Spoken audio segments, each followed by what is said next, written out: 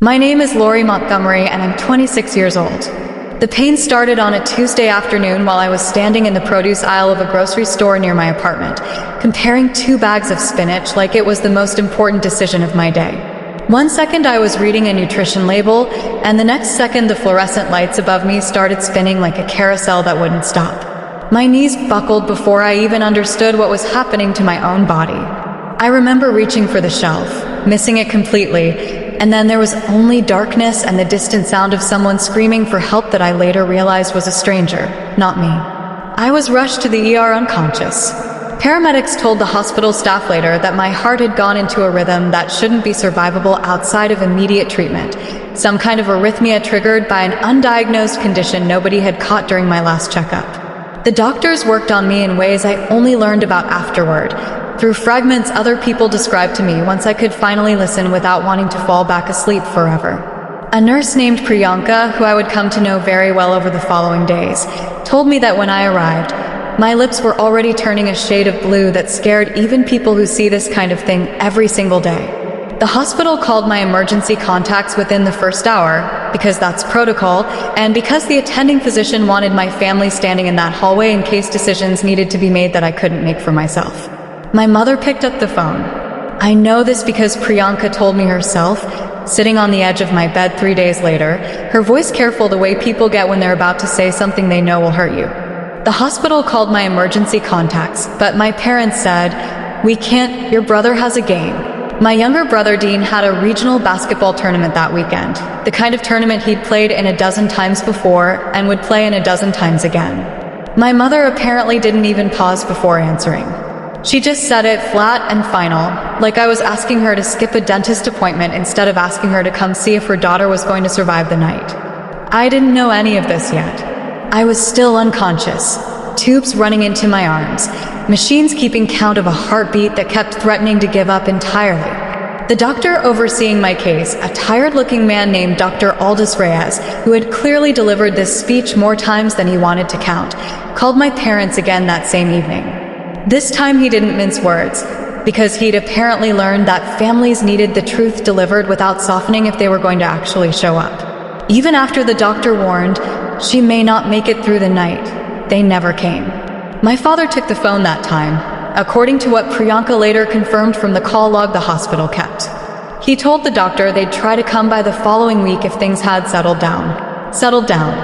As if I were a fever that would eventually break on its own, as if I weren't fighting for every breath in a bed 20 minutes from the house I grew up in.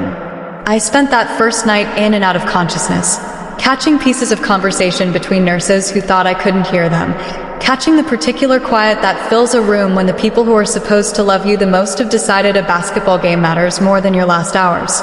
When I woke up fully for the first time, nearly 2 days later, I asked the nurse if my parents had called.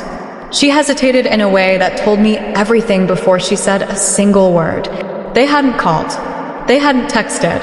As far as the hospital records showed, they hadn't asked a single question about whether I was alive or dead. I spent the next 5 days in that hospital room alone, recovering slowly, watching the door every time it opened and feeling something inside me quietly reorganize itself each time it wasn't them.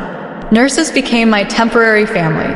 Priyanka brought me a magazine on her break because she said I looked bored out of my mind, and Dr. Reyes started checking in on me longer than my chart probably required, maybe because he'd seen the way my face fell every single time footsteps passed my door without stopping. A week later they finally showed up. But by then, everything about how I saw them and how I saw myself in relation to them had already started to change in ways I didn't fully understand yet. I didn't know it in that moment, lying in a hospital bed with a healing heart and a completely broken sense of what family was supposed to mean, but the version of me that walked out of that hospital was never going to be the same daughter who walked in. Something had shifted permanently, and there was no undoing it, no matter what they said when they finally decided to appear. A week later they showed up, walking into a hospital room they expected to still contain me, wounded and waiting and grateful for whatever scraps of attention they were finally willing to offer. Instead, they found an empty bed, sheets already stripped, the machine silent, and a nurse at the station who informed them I'd been discharged 3 days earlier. My mother later told a cousin she felt confused standing there, like she'd walked into the wrong room by mistake. except the room number matched exactly what the hospital had given her the first night, back when she still had the number saved from that first phone call she'd rushed through so she could get back to watching Dean's game. What they didn't know was that I hadn't gone back to our family home even once during those 3 days. My best friend, a woman named Selwyn who I'd known since college and who had actually shown up at that hospital within an hour of getting my text, took me straight to her apartment the moment I was cleared to leave.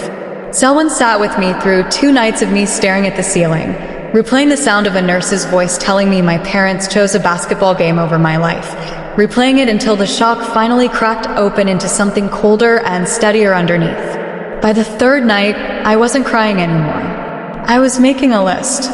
I used those 3 days to do something I'd never had the courage to do before, something that had been years in the making, even if I hadn't admitted it to myself until I was staring death in the face alone. I called a moving company. With Selwyn's help, we went to my parents' house while they were both at work, and I collected every single item that belonged to me, every box I'd left behind after college, every photo album with my childhood in it, every trace of myself that existed inside those walls.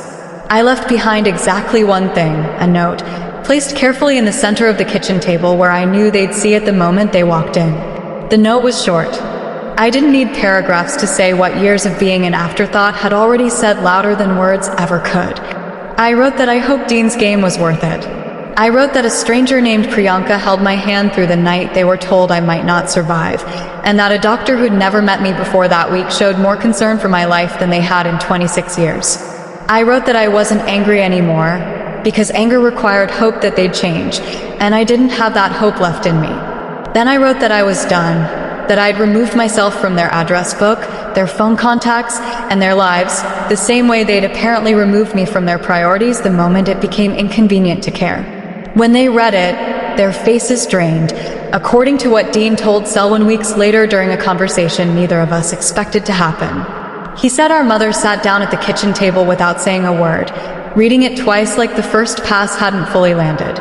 He said our father picked up his phone to call me and then set it back down, realizing he had no idea what he'd even say after silence that loud. Dean, apparently, was the only one who seemed to understand immediately what had happened and why, because he told Selwyn later that he'd overheard the first phone call from the hospital and had begged our parents to go, only to be told the tournament mattered more since scouts were watching that weekend. In the months since, I've built a life that doesn't have room in it for people who measure my worth against a basketball schedule. Selwyn helped me find a small apartment across town, close enough to the hospital that I sometimes wave at Priyanka through the window of the coffee shop where she gets her morning tea. Dr. Reyes still checks in occasionally, a follow-up call here and there, and somewhere along the way those check-ins started feeling more like the family I'd been missing than actual blood ever did. My parents have tried reaching out through relatives, through mutual friends, even through a letter that arrived at my old address and got forwarded to me by accident. I haven't responded to any of it, not out of cruelty, but because I finally understand that love isn't supposed to require a medical emergency and a possible death sentence before someone decides to show up. Dean and I still talk sometimes, carefully, the way you talk to someone you don't blame but can't fully trust either.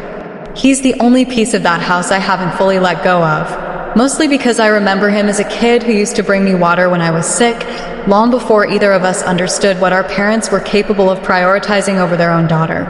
As for the rest, I've stopped waiting by any door for footsteps that might belong to people who love me. I built new footsteps instead, ones that showed up when it counted, and that's the family I choose to keep now. If this story meant something to you, if you've ever had to walk away from people who were supposed to choose you and didn't, hit that subscribe button, because there are more stories like mine still waiting to be told, and I want you here for every single one of them.